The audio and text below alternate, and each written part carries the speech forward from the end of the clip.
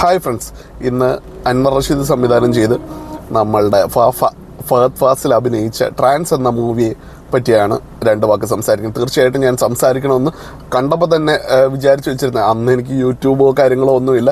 എങ്കിലും എവിടെയെങ്കിലും ഒരു റിവ്യൂ എഴുതുമ്പോൾ ഇതിനെക്കുറിച്ച് ഈ കാര്യങ്ങളെക്കുറിച്ചൊന്ന് സംസാരിക്കണമെന്ന് ഞാൻ മനസ്സിൽ ഉറപ്പിച്ച സിനിമയാണ് ട്രാൻസ്. അതുകൊണ്ട് ഇന്ന് ട്രാൻസ് കണ്ടതിൽ എനിക്ക് തോന്നിയ കാര്യങ്ങളും, പിന്നെ ട്രാൻസ് അധികം കൊമേഴ്ഷ്യലി ഹിറ്റായ ഒരു മൂവിയൊന്നുമല്ല. അതുകൊണ്ട് ട്രാൻസിൻ്റെ കുറച്ച് കഥകളും കാര്യങ്ങളും എല്ലാം പറഞ്ഞ് അതിനുശേഷം ഈ മൂവിയിൽ എൻ്റെ അഭിപ്രായം ഞാൻ പറയാം, നിങ്ങൾ കേൾക്ക്. ഇതിൻ്റെ ഇൻട്രൊഡക്ഷൻ സീൻ വരുന്നത് ഇങ്ങനെയാണ്. ഒരു ലിഫ്റ്റിൽ ഫഹദ് ഫാസിലും വേറെ കുറേ ആൾക്കാർ പോകുമ്പം ഈ ലിഫ്റ്റ് കുറേ മുകളിലോട്ട് എത്തിക്കഴിയുമ്പോഴത്തേക്ക് ഒരു ലേഡിയും ഫഹദ് ഫാസിലും മാത്രമാവുന്നു. ഇവർക്ക് ക്ലോസ്ട്രോഫോബിയാണ്. ഇപ്പം ഇവർ ലിഫ്റ്റ് നിന്ന് പോകുമ്പോൾ ഇവർ പേടിക്കുന്നതും പെട്ടെന്ന് ഫഹദ് ഫാസിൽ അതിനകത്ത് ഇടവിട്ട് മോട്ടിവേഷൻ കൊടുക്കുന്നതും, അല്ലെങ്കിൽ പേടിക്കേണ്ട, ഇത് ഡീപ്പ് ബ്രീത്ത് എടുത്താൽ മതി. അപ്പം ശരിക്കും ഫഹദ് ഫാസിൽ ഒരു മോട്ടിവേഷണൽ സ്പീക്കറാണ്. അങ്ങനെ നമ്മുടെ കന്യാകുമാരി ഡിസ്ട്രിക്റ്റിൽ ഒരു ചെറിയ സെറ്റപ്പിൽ, എന്താ പറയുന്ന, ഒരു വീടിൻ്റെ ടെറസിൻ്റെ മുകളിൽ അല്ലെങ്കിൽ പറയുന്ന മോട്ടിവേഷണൽ ക്ലാസ് എടുക്കുമെന്ന് സ്വന്തമായി പോസ്റ്റർ ഒട്ടിക്കുന്നതും ആയ ഒരു വ്യക്തിയാണ് ഫഹദ് ഫാസിൽ. ഇതിനകത്ത് ഫഹദിൻ്റെ ജീവിതം മുന്നോട്ട് കൊണ്ടുപോകാനായിട്ട് വെയിറ്ററായിട്ട് ജോലിക്ക് പോകുന്നു. അങ്ങനെ എങ്ങനെയൊക്കെയോ ജീവിതം മുന്നോട്ട് കഷ്ടപ്പെട്ട് കൊണ്ടുപോകുന്ന ഒരു വ്യക്തിയാണ് ഫഹദ് ഫാസിൽ. ഫഹദ് ഫാസിലിൻ്റെ അനിയൻ്റെ റോൾ ചെയ്തിരിക്കുന്നത് ശ്രീനാഥ് ബാസിയാണ്. ഒരു ദിവസം ഫഹദ് വീട്ടിലേക്ക് വരുമ്പം അനിയൻ്റെ ഒരു മെസ്സേജ്, ശ്രീനാഥ് ബാസിയുടെ ഒരു മെസ്സേജ് വരുന്നു. ചേട്ടൻ കറണ്ട് ബില്ല് അടയ്ക്കാൻ തന്ന പൈസ അടയ്ക്കാൻ പറ്റിയില്ല, സോറി എന്നും പറഞ്ഞിട്ടൊരു മെസ്സേജ്. അതൊരു ഇമോഷണൽ സീനായിട്ട് എനിക്ക് തോന്നി. അപ്പം വീട്ടിൽ വരുമ്പോൾ കറണ്ടില്ല. അപ്പം ആ ദിവസം രാത്രി ഈ ശ്രീനാഥ് ബാസി ഉറങ്ങാതിരിക്കുകയും അടുത്ത ദിവസം രാവിലെ ചേട്ടന് വേണ്ടി ഫുഡ് കുക്ക് ചെയ്യുന്നു. കുക്ക് ചെയ്ത ഫുഡ് അമ്മ ഉണ്ടാക്കുന്ന രുചി തന്നെ ഇല്ലേ എന്ന് പറയുന്നു, എന്ന് ചോദിക്കുന്നു. അപ്പോൾ ഫഹദ് വന്ന് അടുക്കളയിൽ വന്നിട്ട് അവിടെ ഇരിക്കുന്ന കത്തി, പറയുന്ന സിസേഴ്സ് എല്ലാം എടുത്തുകൊണ്ടൊരു കവറിലിട്ടുകൊണ്ട് പോകുന്നു. അപ്പം ശ്രീനാഥ് ചോദിക്കുന്നുണ്ട്, ചേട്ടൻ എവിടേക്ക് പോവുക? ബാത്റൂമിലേക്കാണ് പോകുന്നത്. അപ്പം എവിടേക്ക് പോവുക? ഞാൻ ഷേവ് ചെയ്യാൻ പോവുകയാണ്. അപ്പോൾ വല്ലാത്ത ഒരു ഇമോഷണൽ സീനായിട്ട് എനിക്ക് തോന്നി. അങ്ങനെ ആ ഒരു സീനിൻ്റെ ഇടയ്ക്ക് ഇങ്ങനെ കാണിക്കുന്നുണ്ട് ഫഹദിൻ്റെ അമ്മ, ഫഹദിൻ്റെയും ശ്രീനാഥ് ബാസിയുടെയും അമ്മ സൂയിസൈഡ് ചെയ്ത് ഫാനിൽ കെട്ടിത്തൂങ്ങി ആണ് മരിക്കുന്നത്. അങ്ങനെ ഒരു സീൻ കാണിക്കുന്നുണ്ട്. അപ്പോൾ അതെല്ലാം കഴിഞ്ഞിട്ട് ഈ ഒരു സീൻസ് എല്ലാം കഴിഞ്ഞതിന് ശേഷം ശ്രീനാഥ് ബാസിയും ആത്മഹത്യ ചെയ്യുകയാണ്. അപ്പം ശ്രീനാഥ് ബാസി മരിച്ചു. അത് ശരിക്കും വല്ലാത്തൊരു സീനാണ് കേട്ടോ. ശരിക്കും ആ ഒരു, എന്താ പറയുക, അമ്മ സൂയിസൈഡ് ചെയ്ത് അമ്മയെ ഇറക്കുന്ന സീൻ കാണിക്കുന്നു. അടുത്ത സീനിൽ കാണിക്കുന്ന 2 കാലുകളാണ് ശ്രീനാഥ് ബാസിയുടെ. ശരിക്കും അതൊക്കെ ഇമോഷണലി അത്രയും ടച്ച് ചെയ്ത സീൻസാണ്. പക്ഷെ എന്ത് ചെയ്യാൻ, ആ കഥ ഇങ്ങനെ മുന്നോട്ട് കൊണ്ടുപോകാനായിട്ട് പറ്റത്തുള്ളൂ. ആ മൂവി അങ്ങനെയാണ് എഴുതി വെച്ചിരിക്കുന്നത്. അതുകൊണ്ട് അത് അങ്ങനെ ചെയ്യാൻ പറ്റത്തുള്ളൂ. അപ്പോൾ ആദ്യത്തെ ഈ സീനുകളെല്ലാം കഴിഞ്ഞേ അമ്മ മരിക്കുന്ന സീൻ കാണിച്ചു എന്ന് ഞാൻ പറഞ്ഞല്ലോ. അതിനകത്ത് വേറൊരു കാര്യം ഞാൻ വിട്ടുപോയതുണ്ട്. ആ ഒരു കാര്യം കൂടെ പറയാം. ചെറുപ്പകാലത്ത് എപ്പോഴോ ഈ ശ്രീനാഥ് ബാസി ചുറ്റിക കൊണ്ട് ഫഹദിൻ്റെ തലക്കടിക്കുന്ന സീനൊക്കെ കാണിക്കുന്നുണ്ട്. അപ്പോൾ അങ്ങനെ ചെറുപ്പകാലം തൊട്ടേ ട്രീറ്റ്മെൻറ്റ് എടുക്കുകയും അതിന് ടാബ്ലറ്റ് കഴിക്കുന്നതായിട്ടൊക്കെ ഇതിനകത്ത് കാണിക്കുന്നുണ്ട്.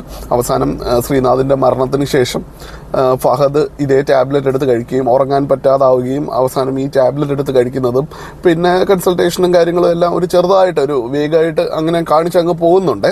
അങ്ങനെ ഫഹദ് ഈ കന്യാകുമാരിയിലെ പരിപാടിയെല്ലാം അവസാനിപ്പിക്കുകയാണ്. കന്യാകുമാരിയിൽ നിന്ന് നേരെ മുംബൈ വന്നിട്ട് ഒരു ഡെലിവറി ബോയ് ആയിട്ട് ഇങ്ങനെ ജോലി ചെയ്യുന്ന സമയത്ത് റോഡിൽ വെച്ചിട്ട് വളരെ യാദർശികമായിട്ട് നമ്മളുടെ ആദ്യത്തെ സീനിൽ ഞാൻ പറഞ്ഞല്ലോ, ക്ലോസ്ട്രോഫോബിയ ഉള്ള ഒരു ലേഡിയെ കാണുന്നു. ഇപ്പം ഈ ലേഡിയുടെ അടുത്ത് ഇങ്ങനെ സംസാരിക്കുന്ന, ഒരു ജോലി കിട്ടിയാൽ കൊള്ളാമെന്ന് പറയുന്നു. അവർക്ക് ശരിക്കും ഒരു കാസ്റ്റിംഗ് ഏജൻസിയാണ്. അപ്പം അവർ അത് ശരിയാക്കാമെന്ന് പറയുന്നു.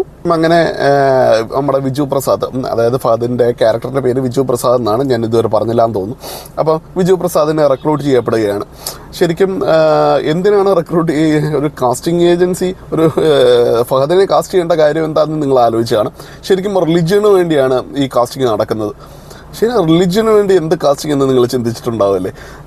ശരിക്കും ഇത് റിക്രൂട്ട് ചെയ്യുന്നത് ഗൗതം മേനോനും ചെമ്പൻ വിനോദും കൂടാണ്. ഇവരുടെ ക്യാരക്ടറിൻ്റെ പേര് സോളമൻ ഡേവിസ് എന്നും ഐസക് തോമസ് എന്നുമാണ് റെസ്പെക്റ്റീവ്ലി. ഗൗതം മേനോനും ചെമ്പൻ വിനോദും അങ്ങനെ ഒരു ഇൻ്റർവ്യൂ നടത്തുന്നു. വിജു പ്രസാദ് അതിനെ അക്സെപ്റ്റ് ചെയ്യുന്നു. അങ്ങനെ വിജു പ്രസാദിനെ ട്രെയിൻ ചെയ്യാനായിട്ട് ദിലീഷ് പോത്തൻ വരുന്നു. അവറാച്ചൻ എന്നാണ് ക്യാരക്ടറിൻ്റെ പേര്. വിജുവിന് കുറേ ട്രെയിനിങ്ങും കാര്യങ്ങളൊക്കെ കൊടുക്കുന്നു. അവസാനം വിജുവിൻ്റെ പേര് മാറ്റുന്നു, JC എന്നാക്കുന്നു, അതായത് ജോഷോ കാൾട്ടൺ. ജീസസ് ക്രൈസ്റ്റ് എന്നാകുന്നു. അതിനുശേഷം ഈ പറയുന്ന കുറേ മാജിക്, ലൈക്ക് ഒരു പാസ്റ്ററിൻ്റെ കുറേ മാജിക്കുകൾ കാണിക്കുന്നു, പ്രേയേഴ്സ് കാണിക്കുന്നു. ഗ്ലോറിയസ് ചർച്ച് എന്നൊരു ലേബലിൽ JCയെ ഇവർ വളർത്തിക്കൊണ്ടുവരുന്നു. ഇതാണ് പിന്നീട് കാണിക്കുന്ന കഥ. അത് അടിപൊളിയായിട്ടൊക്കെ കാണിക്കുന്നുണ്ട്. അങ്ങനെ ഈ ട്രെയിനിങ്ങിൻ്റെ ഇടയ്ക്കും അല്ലെങ്കിൽ ഓരോ പ്രോഗ്രാംസിൻ്റെ ഇടയ്ക്കും ഈ പ്രോഗ്രാംസൊക്കെ വളരെ ഹിറ്റാവുന്നു. അങ്ങനെ നമ്മുടെ JC, അതായത് വിജു പ്രസാദ് എന്ന JC ഒരു ഭയങ്കര സംഭവമായിട്ട് മാറുന്നു. കോടികളുടെ ആസറ്റ് നമ്മുടെ ഈ ഗ്ലോറിയസ് ചർച്ച് എന്ന ഫൗണ്ടേഷൻ ഉണ്ടാവുകയും അത് വല്ലാത്തൊരു ലെവലിലേക്ക് പോവുകയും ചെയ്യുന്നു. അതിനുശേഷം ഒരു ലൈവ് ഇൻ്റർവ്യൂവിന് വേണ്ടി ഫഹദ് സമ്മതിക്കുന്നു. അത് നമ്മുടെ സൗബിൻ ഷാഹിറാണ് ആ ഇൻ്റർവ്യൂ ചെയ്യുന്നത്. ആ ഇൻ്റർവ്യൂവിൽ സൗബിൻ ഇതിനെക്കുറിച്ചെല്ലാം കണ്ടുപിടിക്കുകയും, അപ്പം ഇത് ലൈവ് ഷോ ആയതുകൊണ്ട് ഇത് നേരത്തെ ഇവരുടെ അടുത്ത് പറയത്തില്ല, അപ്പം എന്തെങ്കിലും മാജിക് കാണിക്കൂ, നിങ്ങൾ ലൈവ് ദൈവത്തിൻ്റെ ആളാണല്ലോ എന്നൊക്കെ പറയുന്നുണ്ട്. അപ്പോൾ അവിടെ കുറച്ച് പരിപാടികളൊക്കെ കാണിച്ചിട്ട് ഈ കുടിക്കുന്ന ജ്യൂസിൽ എന്തോ ടാബ്ലറ്റ് ഇട്ടിട്ട് ഇയാൾ അൺകോൺഷ്യസ് ആവുന്നുണ്ട് സൗബിൻ. അപ്പോൾ അതൊരു മാജിക്കായിട്ട് ഇവനെ ക്വസ്റ്റ്യൻ ചെയ്യുന്നത് കൊണ്ട് സംഭവിച്ചതാണെന്നൊക്കെ വരുത്തി തീർക്കുന്നുണ്ട്. അപ്പോൾ അത് ഒക്കെ ഒരു ഇതാവുന്നു, അതൊരു പ്രശ്നത്തിലേക്ക് വരുന്നു, അത് വല്ലാത്തൊരു പ്രശ്നമായി മാറുന്നു. ശരിക്കും ഈ JCയുടെ അല്ലെങ്കിൽ ഗ്ലോറിയസ് ചർച്ചിനെ ചോദ്യം ചെയ്യപ്പെടും എന്നൊരു സാഹചര്യത്തിലോട്ട് കഥ വരുന്നു. ശരിക്കും ഇത് എല്ലാം നടക്കുന്ന സമയത്തും ഇവർ, അതായത് ഈ നമ്മുടെ ഗൗതം മേനോനും ചെമ്പൻ വിനോദിൻ്റെയും ക്യാരക്ടേഴ്സ് ശരിക്കും ഫഹദിനെ മരുന്ന് കഴിപ്പിക്കുന്നുണ്ട്. ഈ പറയുന്ന സൈക്കാട്രി റിലേറ്റഡ് ആയിട്ടുള്ള ഡ്രഗ്സ് കഴിപ്പിക്കുന്നുണ്ട്. അങ്ങനെ ആ ഒരു ഡ്രഗിൻ്റെ ലേബലിലാണ് ഫഹദിനെ കൊണ്ട് ഇതെല്ലാം ചെയ്യിപ്പിക്കുന്നത് എന്നാണ് ഇതിനകത്ത് പോർട്രേ ചെയ്യുന്ന ഒരു കാര്യം. അത് തീർച്ചയായിട്ടും അത് റോങ് ആയിട്ടുള്ള ഒരു ഇതായിട്ട് തന്നെയാണ് എനിക്ക് തോന്നുന്നത്. പിന്നെ അതിനുശേഷം ഈ സൗബിൻ്റെ ഇഷ്യൂ കഴിഞ്ഞതിന് ശേഷം ഇവർ തമ്മിൽ തെറ്റുന്നു. ഗൗതം മേനോൻ ശരിക്കും ഫഹദിനെ തലക്കടിക്കുന്ന ഒരു സീനുണ്ട്. അത് വല്ലാത്തൊരടിയാവുകയും അത് പിന്നെ കുറേ 48 മണിക്കൂർ റെസ്പോൺസ് ഇല്ലാണ്ട് ഹോസ്പിറ്റലിൽ ഫഹദ് കിടക്കുന്ന സീനൊക്കെ കാണിക്കുന്നുണ്ട്. അതിനുശേഷം ഫഹദിന് കൂടുതൽ ടാബ്ലറ്റ്സ് കൊടുക്കുകയും, അതായത് ഈ സൈക്കട്രി റിലേറ്റഡ് ടാബ്ലറ്റ്സ് കൊടുക്കുന്നത് ആയിട്ടാണ് ഈ കഥ മുന്നോട്ട് പോകുന്നത്. ഇതിനകത്ത് സൈക്കാട്രിക് ഡ്രഗിനെ വല്ലാണ്ട് മിസ്യൂസ് ചെയ്യുന്നതായിട്ട് കാണിക്കുന്നുണ്ട്. എനിക്ക് തോന്നിയ കുറച്ച് കാര്യങ്ങൾ ഞാൻ പറയാമല്ലോ. ശരിക്കും സൈക്കാട്രിക് റിലേറ്റഡ് ഡിസീസസ് എന്ന് പറയുന്നത് മാനിയയും ആവാം, ഈ പറയുന്ന ഡിപ്രഷനും ആവാം. പക്ഷേ ഇതൊന്നും ഡിസ്ഫങ്ഷനലല്ല. ഇതെല്ലാം ഒരു മനുഷ്യന് മൂവി കാണാനും അല്ലെങ്കിൽ ഈ പറയുന്ന എല്ലാ ഫങ്ഷണലായിട്ടുള്ള ഒരു മനുഷ്യന് അവൻ്റെ ഇമോഷൻസിൽ വരുന്ന മാറ്റങ്ങൾ മാത്രമാണ് സൈക്കാട്രിക് പ്രശ്നങ്ങൾ. അങ്ങനെ ഒരാൾ ഈ മൂവി കാണുമ്പം എങ്ങനെയായിരിക്കും ഇതിനെ എടുക്കുക? ഒന്ന് ആലോചിച്ച് നോക്കുക. മനുഷ്യർ ഈ പറയുന്ന ഫഹദ് ഫാസിലോ അൻവർ റഷീദോ മാത്രമല്ല ഈ ലോകത്തുള്ളത്. അല്ലെങ്കിൽ പോട്ടെ, ഫഹദ് തന്നെ ADHDക്ക് ഡയഗ്നോസ്ഡ് ആണെന്ന് പറയുന്നു. അപ്പോൾ ഒന്ന് ആലോചിച്ച് നോക്കുക, ഇങ്ങനെ ഒരു മൂവി എന്ത് തരം റോങ് ഇൻഫർമേഷനാണ് ആൾക്കാർക്ക് കൊടുക്കുന്നത്. സൈക്കാട്രിക് റിലേറ്റഡ് ടാബ്ലറ്റ്സ് ഇങ്ങനെ മിസ്യൂസ് ചെയ്യപ്പെടുന്ന, അതായത് മാനിപ്പുലേറ്റീവായിട്ട് മിസ്യൂസ് ചെയ്യപ്പെടും എന്ന് ഒരു സ്റ്റോറിയാണ് അതിനകത്ത് എനിക്ക് മനസ്സിലായ കാര്യം. അത് തീർത്തും റോങ് ആയിട്ടുള്ള ഒരു ഇൻഫർമേഷനാണ്. അവസാനം ഈ മൂവി എൻഡ് ചെയ്യുന്നത് ഫഹദ് ഇവരെ എല്ലാം, അതായത് നമ്മുടെ ഗൗതം മേനോനെയും ചെമ്പൻ വിനോദിനെയും അവറാച്ചനെയും എല്ലാം കൊല്ലാനായിട്ടുള്ള ഇത് ചെയ്യുന്നതായിട്ട്, ഇതിൻ്റെ ഇടയ്ക്ക് വിനായകൻ്റെ ക്യാരക്ടേഴ്സ് ഉണ്ട്, അങ്ങനെ ചെയ്യുന്നതായിട്ടാണ് ഈ കഥ തീരുന്നത്. ആൾക്ക് ഫഹദിന് ക്ലീൻ ചിറ്റ് കൊടുക്കുന്നു, കാരണം ഫഹദിനെ പറയുന്ന ജയിലിൽ നിന്ന് റിലീസ് ചെയ്യുന്നു. അങ്ങനെയൊക്കെ കുറേ കാര്യങ്ങളാണ്. പക്ഷേ എനിക്കിതിനോട് യോജിക്കാൻ പറ്റില്ല. തീർച്ചയായിട്ടും എനിക്കെന്നല്ല, ഈ പറയുന്ന മെഡിക്കൽ സയൻസിൽ ഇങ്ങനെ സൈക്കാട്രി റിലേറ്റഡ് ആയിട്ട് ഇങ്ങനെ ചെയ്യാൻ പറ്റുമെന്ന് എനിക്ക് തോന്നുന്നില്ല. അത് തീർച്ചയായിട്ടും വളരെ റോങ് ആയിട്ടുള്ളൊരു മൂവി. ശരിക്കും മൂവിയാണ് ഇൻഫ്ലുവൻസ് ചെയ്യപ്പെടുന്ന ഒരു മീഡിയ മൂവിയാണ്.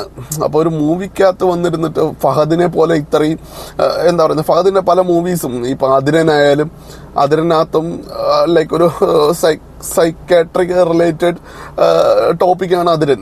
പക്ഷെ അങ്ങനെയുള്ള പല നല്ല മൂവീസും ചെയ്ത ഒരു വ്യക്തി ഇങ്ങനെ ട്രാൻസ് പോലെ, ശരിയാണ് ഇതിനകത്ത് റിലീജിയസ് ആയിട്ട് കുറേ കാര്യങ്ങൾ പറയുന്നുണ്ടായിരിക്കും. പക്ഷേ ആ ഒരു കാര്യം പറയാനായിട്ട് ഞാൻ റിക്രൂട്ട് ചെയ്ത വിജു പ്രസാദിന് കുറേ ടാബ്ലറ്റ് കൊടുക്കുന്നു. എന്നിട്ട് വിജു പ്രസാദിന് ആ ടാബ്ലറ്റ് കഴിച്ചത് കൊണ്ടാണ് വിജു പ്രസാദ് ഒരു സ്റ്റേജിൽ നിന്നിട്ട് അങ്ങനെയൊക്കെ സംസാരിക്കാൻ, അല്ലെങ്കിൽ ഭയങ്കര വൈബ്രൻ്റ് ആയിട്ട് സംസാരിക്കുന്നത് ഈ ടാബ്ലറ്റിൻ്റെ ബേസിസിലാണെന്ന് എങ്ങനെ പറയാൻ പറ്റും?